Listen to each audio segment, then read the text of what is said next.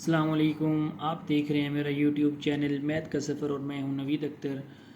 अब हम करने जा रहे हैं क्वेश्चन नंबर 5, एक्सरसाइज 4B का क्वेश्चन नंबर 5 है। उसने हमें इसमें एक सेट ई दिया है और एक सेट उसने एफ़ दिया है। जो ई सेट है वो हमारे पास 11 है, 13 है, 15 है, 17 है।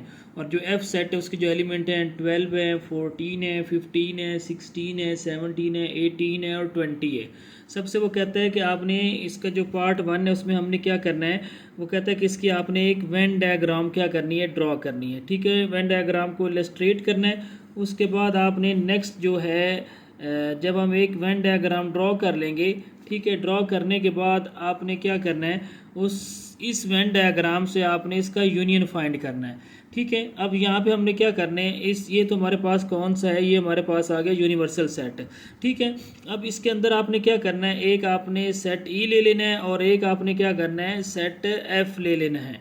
ठीक है, अब देखें सेट ई और सेट एफ में अगर कोई चीज़ कॉमन है, इधर 11 है, इधर इस सेट एफ में नहीं है, इधर 13 है, इधर नहीं है, इधर 15 है, इधर भी 15 है, इधर 17 है, इधर भी 17 है।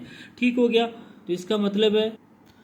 तो इसका मतलब है हमने क्या करना है, जो सेट ई है, ठीक है, उसको आपने इधर लिख लेना है और जो सेट एफ है उसको हमने क्या कर देना है, ओवरलैप करवा देना है। ओवरलैप क्यों करवाना है बताता हूँ, क्योंकि यहाँ पे हमारे पास इसमें कुछ एलिमेंट क्या आ रहे हैं, कॉमन आ रहे हैं। जैसे 15 इधर भी है, इधर भी है। अब हमने क्या करना है, 15 को यहाँ पे लिख लेना है। उसके बाद 17 इधर भी है, इधर भी है, यहाँ पे इसको हमने इधर लिख लेना है। ठीक है, अब 15 और 17 ये हमारे पास क्या है, दोनों सेटों में क्या आ रहे हैं, कॉमन आ रहे हैं। ठीक हो गया, तो इसको आपने यहाँ पे लिखना है। अगर ये वो कहता कि आपने यहाँ पे क्या करना है कि यहाँ पे आपने इसका इंटरसेक्शन करना है, तो फिर आपने क्या करना है, जो ये ओवरलैप रीजन है इसको आपने क्या कर देना है, शेडेड कर देना है। ठीक है, लेकिन उसने कहा है कि जस्ट आपने पहले क्या करनी है, वेन डायग्राम ड्रॉ करनी है। अब जो सेट ई है इसके एलिमेंट 15 और 17 को ओवरलैप में लिख लिया, बाकी हमारे पास क्या बच गया, 11 बच गया और यहाँ पे हमारे पास क्या बच गया, 13। इधर आ जाए, 15 और 17 को इधर लिख लिया और बाकी हमारे पास क्या बच गया, 12 बच गया, 14 बच गया और उसके बाद हमारे पास 15 तो हमने इधर लिख लिया, 16 आ गया, 17 इधर लिख लिया, उसके बाद 18 आ गया और उसके बाद हमारे पास 20 आ गया। तो ये हमने क्या कर लिया, इसकी वेन डायग्राम ड्रॉ कर ली। यहाँ पे हमने इसको शेडेड नहीं करना। शेडेड हम तब करते हैं जब हम इसका इंटरसेक्शन लेते हैं या इसका डिफरेंस लेते हैं या हम इसका यूनियन लेते हैं। अब इसका जो सेकंड पार्ट है वो कहता है, इसका आपने सेकंड पार्ट में इधर देखें क्वेश्चन की तरफ, जो सेकंड पार्ट है हमारे पास क्वेश्चन नंबर 5 का, वो कहता है फ्रॉम द वेन डायग्राम। अब हमने वेन डायग्राम से list all the element in E union F in set notation. हमारे पास जो ई यूनियन एफ में जो सेट नोटेशन में एलिमेंट आने हैं वो लिखने हैं।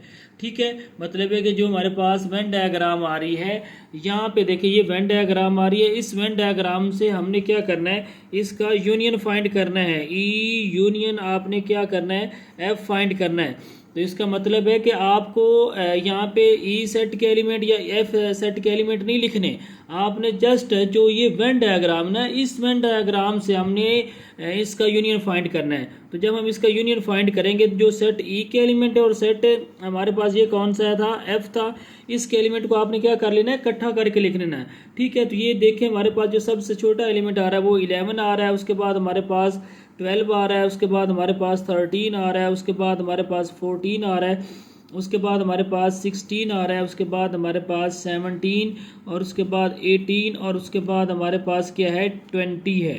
ठीक है, अब यहाँ पे हमने क्या करना है, 20 तक इसके हमने क्या कर लेने हैं, एलिमेंट लिख लेने हैं। ठीक हो गया। क्या करना है आपने यहाँ पे, जैसे हम पीछे करते आ रहे हैं, यहाँ पे देखें, इधर देखें, ये मैंने एक पीछे एक पार्ट किया हुआ है, मतलब ए यूनियन बी फाइंड करना है, तो यहाँ पे सेट ए के एलिमेंट लिखे हुए और सेट बी के एलिमेंट लिखे हुए हैं। लेकिन जब आपने क्वेश्चन नंबर 5 करना है, उसमें आपने ये चीज़ नहीं देखनी। वो कहता है कि आपने जस्ट वेन डायग्राम, ये हमारे पास क्या है, वेन डायग्राम, इसको हमने इस्तेमाल करना है, हमने इसका डायरेक्ट यूनियन फाइंड करना है, सेट ई का और सेट एफ का। अब इसमें जो हमारे पास एलिमेंट आ रहे हैं 11, 12, 13, 14, 15, ठीक है, सॉरी 15 भी हमारे पास आ रहा है, तो यहाँ पे आपने क्या करना है, 15 भी लिख लेना है। ये हमारे पास क्या आ जाएगा, 11, 12, 13, 14, 15, 16, 17, 18, 20। तो ये हमारे पास क्या आ जाएगा, इसका जो सेकंड पार्ट है उसको भी हमने सॉल्व कर लिया। तो इसके साथ साथ आप मेरे चैनल को लाइक कीजिए, शेयर कीजिए, सब्सक्राइब कीजिए और घंटी का आइकॉन ज़रूर प्रेस कीजिए ताकि हर नई आने वाली वीडियो आप तक पहुंचती रहे। और साथ साथ आप कमेंट सेक्शन में जाकर कमेंट करके पूछ सकते हैं, अगर कुछ पूछना चाहें तो कहीं पे अगर मसला बनता है तो ज़रूर कमेंट कीजिएगा। और इसके साथ अगर इस क्वेश्चन में कोई मिस्टेक होगी तो उसके लिए माफ़ कर दीजिएगा। इसके साथ इजाज़त दीजिएगा। अल्लाह हाफिज़।